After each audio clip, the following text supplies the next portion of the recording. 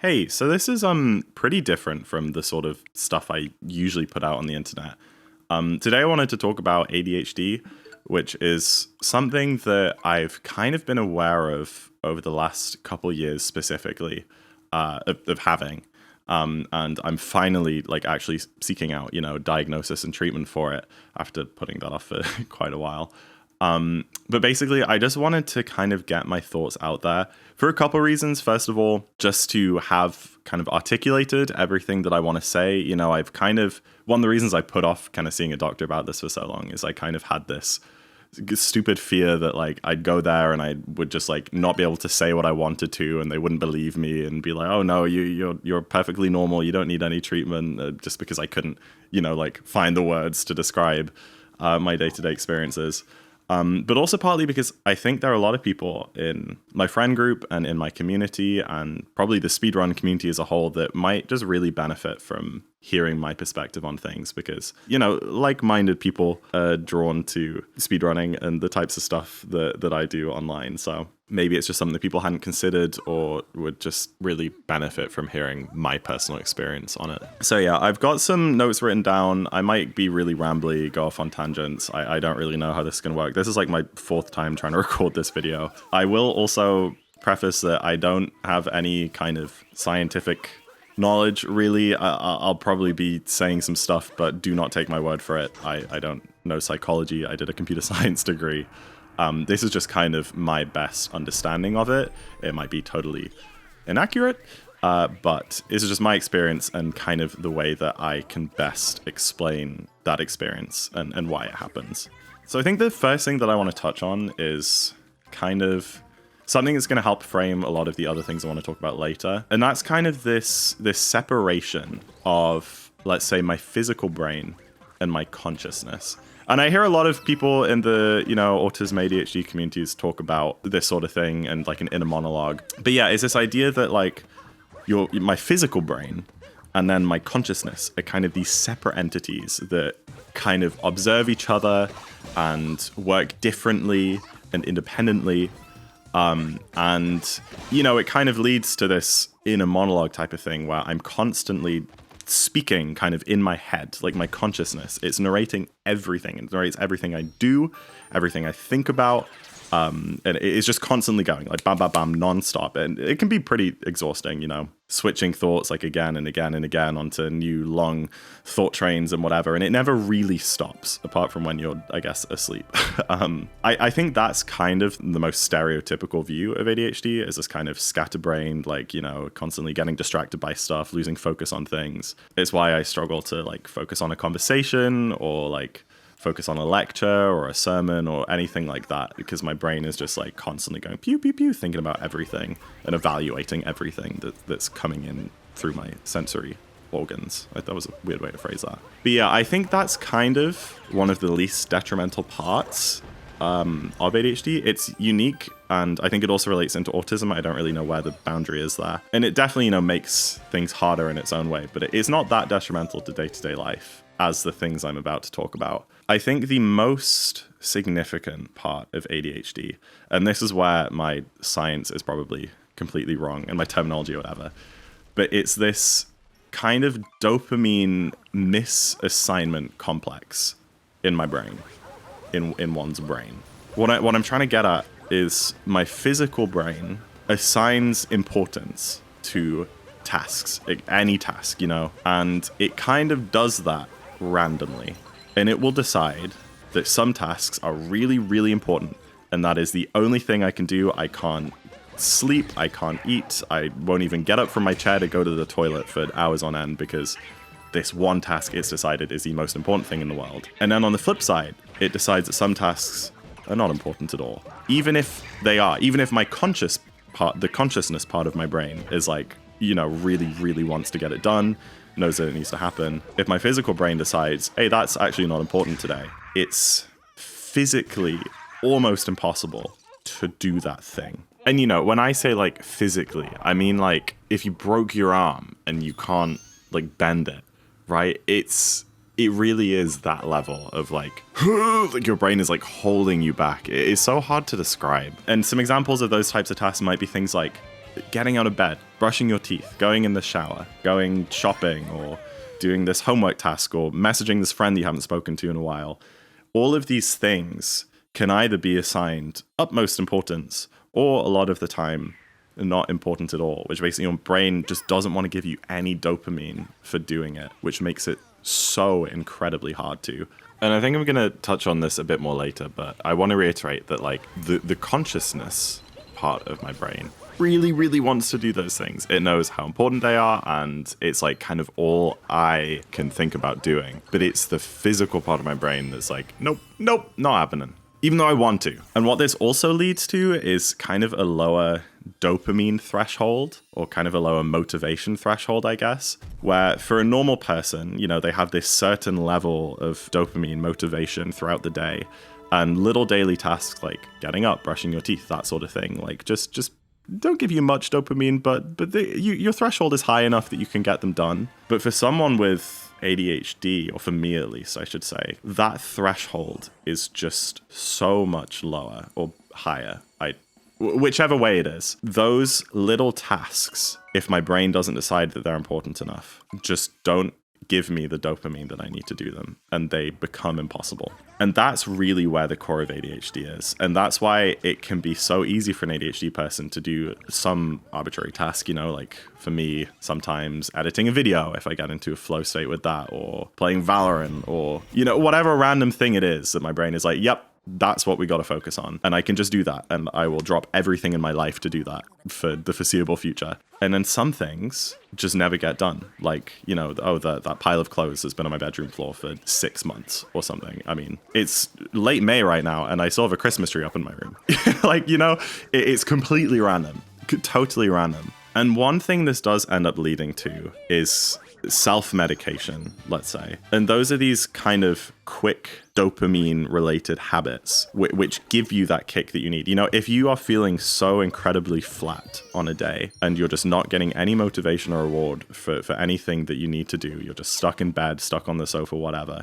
There are so many things which just give you that dopamine, which in the moment feels great, you know? But in the long term, most of these things are pretty detrimental. I mean, that's stuff like substances, you know, caffeine, nicotine, alcohol, weed, all stuff which I think so many ADHD folk rely on to self-medicate. I've kind of gone through phases with these things, you know, and it feels like it helps in the moment because, you know, it's raising that baseline dopamine level up to something that's somewhat normal. But overall, because all of these things have come downs, you know, they have the crash, and then you end up feeling worse off than you started with. So they're not really long-term solutions. I think the most kind of detrimental of all is scrolling, because scrolling gives you such a big dopamine hit, and kind of a never-ending one, that it is so incredibly easy to get stuck in those long cycles of scrolling on your phone. And it's impossible to break, because again, it's giving you all this dopamine, it's filling up your brain on all these rewards that you just can't get from your day-to-day activities.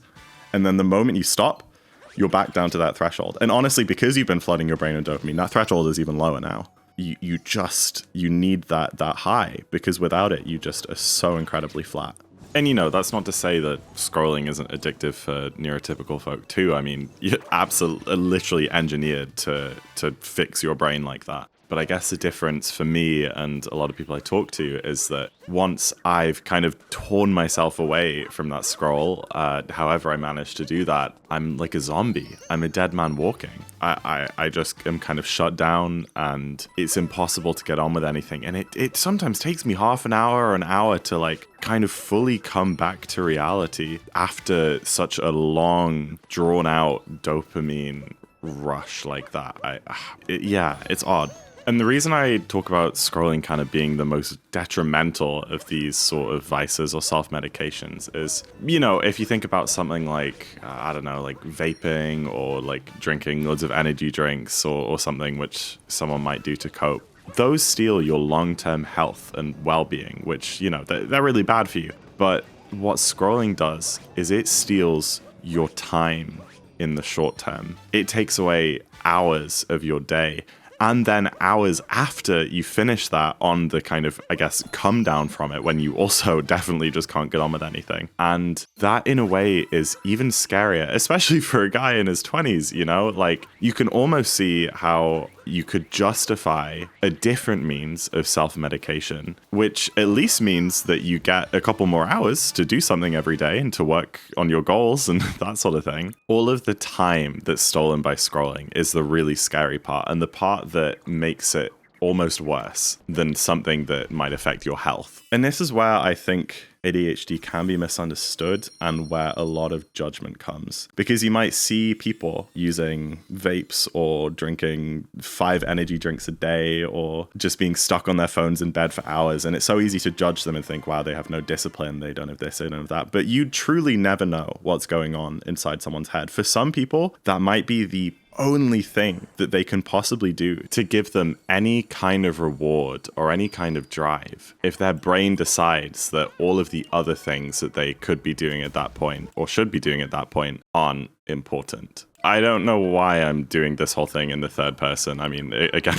I'm really trying to give this from my personal experience and the experience I've gathered from the few family members and friends I've talked to who struggle with the same kind of stuff. But that's the sort of thing that goes on day to day. You know, if I get stuck in a scrolling hole or whatever it is, it might literally just be the only thing that my brain will let me do because it's guaranteed to give me dopamine. And that long, overwhelming to-do list of random tasks isn't. Even if my conscious brain knows that it would only take less than an hour and then I'd be free to do what I actually wanted to do with the day. Instead, I'll just scroll for 3 hours and not do the things that I need to do, nor the things that I want to do. So yeah, I guess I just wanted to say that you never know what's going on with someone or why they decide to do certain things or why they're not getting on with that project or why they haven't been to the gym in a few weeks, whatever it is. And I really just think it's so important not to judge people because they might really be fighting their own battles and have the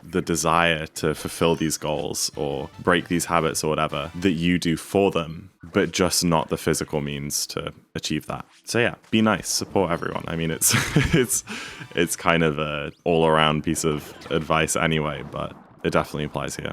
I think the only real self-medication that works, at least for me, is exercise. That does give you long-lasting dopamine. If I can get myself out to the gym in the morning, I ride on that high all day.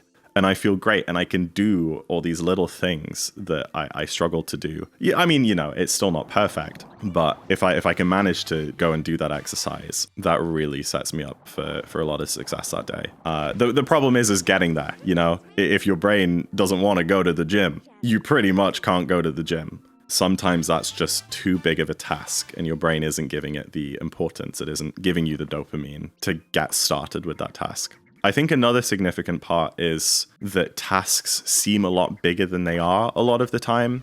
So let's take the example of going to the gym. For someone like me, who's just woke up, all right, the idea of going to the gym isn't just going to the gym. It's, okay, I need to pull my covers off me and step out of bed, and I need to go to the bathroom and brush my teeth, and I'll probably need to comb down my hair, and then I need to pick what I'm wearing, and my bag isn't packed. Okay, so I need to pack my bag and fill up my water bottle, you know, make sure there's enough water in there, and then okay, so I need to go downstairs. My parents might ask where I'm going, so like I have to explain to them, which, okay, right, sure. And then, you know, I need to get in the car, I need to pick what music I listen to. And, you know, it's just this whole thing. And all of those thoughts happen in the space of like 2 seconds while you're sitting there lying in bed. And then suddenly you're like, I can't do that. So yeah, also in the conscious part of your brain, it can be very paralyzing for a big task like that. I do want to move on to the last thing I want to talk about, which is kind of long-term goals, and for me, how they've been affected and my kind of perception of them has been affected by ADHD. But there was one other thing that I didn't really know where else to fit in, so I'll just squeeze that in now. There is this kind of stereotype that ADHD people are really unorganized, and from my experience, that's just not true. For me, things get done when I am held accountable to them by another person or a time pressure. You know, I never missed a single deadline at university, which is a miracle. I'm going to say that it is an absolute miracle. But because I was accountable to my professors and to the money that I'd spent on that degree, and there were time pressures, I got everything done.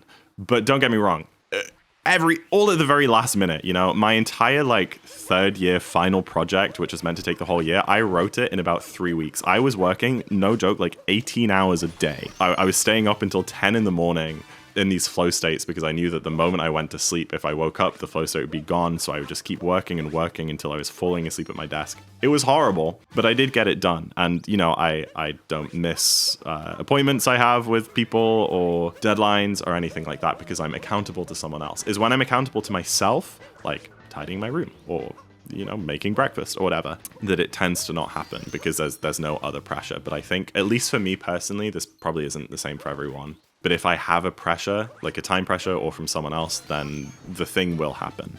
Yeah. So that's kind of the short term, right? That's like the day to day, you just woke up, what do you need to do? And struggling to do that and whatever. The next thing I want to talk about is kind of a bit more medium to long term. Ambitions, goals, things that you just want to do and can't. And for me, honestly, this is the most crushing part. Because, even if I can manage to get over those hurdles, get up and ready for the day, in the short term, that's great. But in the long term, there's a lot of things that I am not fulfilling that would give me, kind of satisfaction. I'm explaining this terribly, and I apologize. I think the best way to describe it, which is kind of an analogy I've come up with recently that I've told a couple people, and they seem to have gotten it after using this analogy. It sounds stupid, but that is that certain tasks become a thing, and some things are not a thing. It's stupid, I know, but when something is a thing, it has significance, okay? And certain tasks can become things kind of arbitrarily, or maybe if you don't do them for a while. And something that is a thing, because it is significant, there is a barrier there in my brain that stops me getting started for whatever reason. A lot of the time, this is when I was doing something regularly and then I kind of lost the habit. It's very, very hard to get back into. And it kind of grows and grows the longer I leave it. Sometimes it's just a thing from the start. Sometimes it's never a thing. But when something is a thing, it's taking up space in your brain because it's significant, and your conscious part of your brain really, really wants to do that thing. But because your physical brain has put up a wall of significance, it doesn't get done. So some examples. I was reading a book series. I was really into it. I was reading it hours and hours every single day, having a great time. Mistborn, by the way, I highly recommend. I was then busy for a few days or whatever, so I didn't have a chance to read. And then after those few days, it's time to pick up the book again. Picking up that book has now become a thing. It was never a thing to go and sit down and read that book. But because I put it off for a few days, and then going back means kind of trying to remember where I am a little bit, and I don't know, I can't explain it, but it's significant now. And then in my brain, when I'm trying to weigh up what I should do at that point in time, I can either, go sit at my computer and do this, or I can go and do this, or I can read my book. Well, that's good. That's a lot of energy to read that book. Not even energy, but it's a thing. It's a thing. I don't know how to describe it better than that. It's a thing. And looking back on my life, oh my goodness, there are so many unfinished projects and stuff that I just never got around to doing, and I always hated myself for it. Video games, for example. I have so many video games I left unfinished right at the end. Twilight Princess is a great example. If somebody asks me what my favorite games are ever, there's a good chance that Twilight Princess will come up on that list. I've never beaten it, because I got all the way to Hyrule Castle, the final dungeon. I was like, okay, let's go. Next time I play, I'm gonna sit down and I'm gonna beat this thing, and it'll be awesome. I just made it a thing. That's a really significant task, So I never did it, because every day I would be like, oh, maybe I should go play Twilight Princess now, and my conscious part of my brain really wants to, but my physical brain's like, no, whoa there, buddy, because if you finish it, you're gonna watch the final cutscenes, roll the credits, it'll probably be kind of emotional. It's a thing now. So I've never beat that game, and there are so many games like that. There are so many projects, video projects, and other things that I got 3/4 through, and then just for whatever reason, it became a thing and I couldn't get it finished because it was so much easier to pick up something else. And for me, that is the part of ADHD, those kind of long-term things that really lead to depression and unfulfillment. Because I have so many ambitions in life. There are so many things I want to do and want to learn and want to be good at and want to put out into the world, and I just can't do any of them, which just makes me feel so unfulfilled.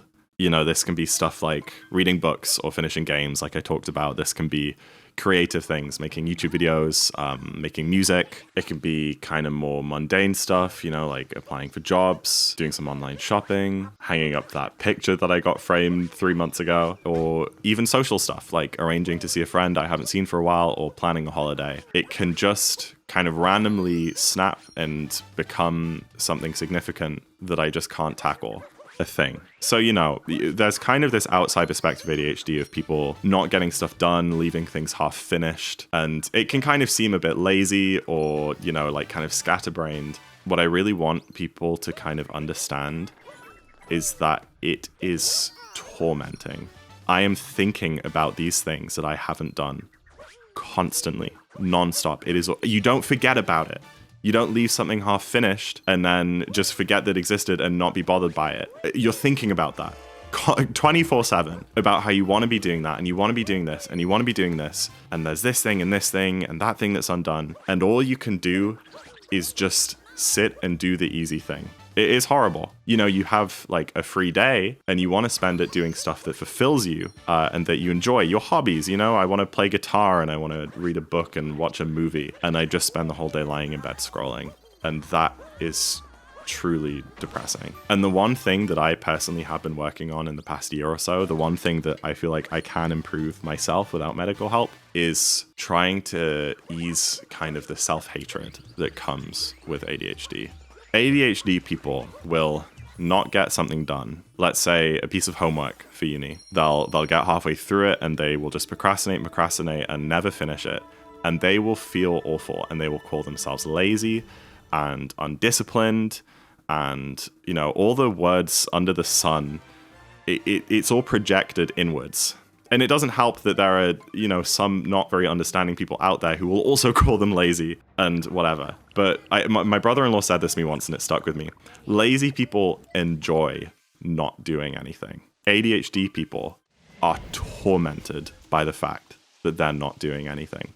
That's a really powerful statement, I think. And it is just so true because we do not enjoy the time where we're, quote, slacking off. It's mental torture. We're not having fun not doing anything. But at the same time, we can't just go and do the thing. And it's stupid. It sounds so stupid, and it is. And that's why it causes that kind of level of resentment within yourself. Because from the outside, that sounds ridiculous. Like, what? Well, you're hating just sitting there not doing the thing, and you'd feel so much happier if you did the thing, and you're fully aware of this the whole time. Go do the I know! That's exactly it. That's the problem. You see that, and trying to get out of that mindset of blaming yourself and saying, oh, well, I could just go and do that. No, you can't. You have a disability. That's what it is. It's a disability.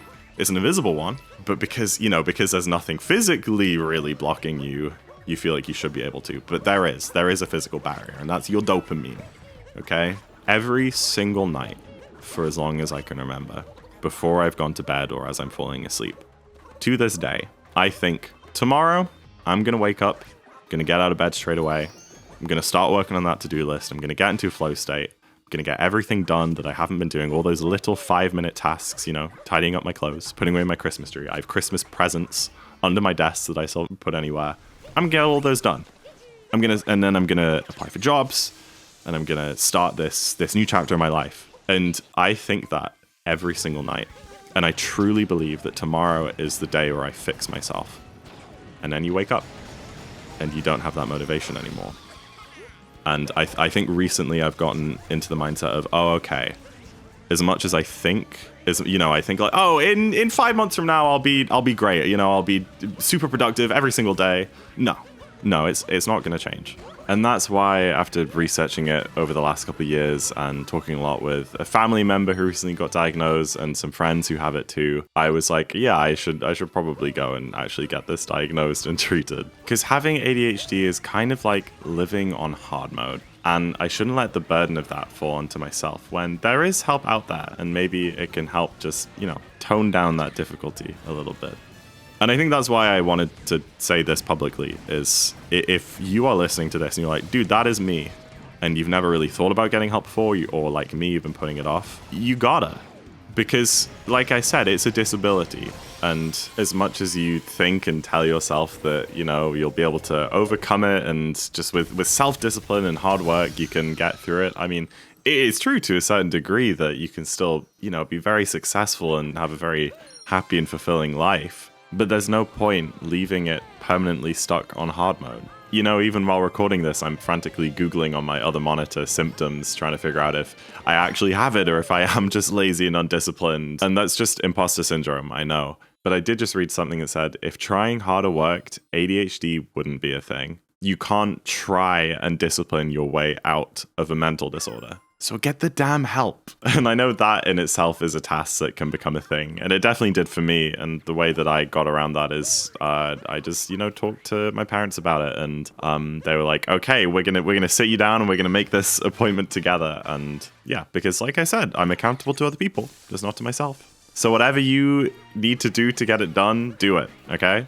So that's where I am. For those of you who are in my community and, always complain that I'm not playing this game that I said I would play, or I haven't made any videos or done any of these tasks, that's why. This is what I've been dealing with my whole life. Looking back, oh my gosh, I don't know how I managed when I was living alone. My laundry would pile up for weeks. I would have empty food cupboards for days and days on end.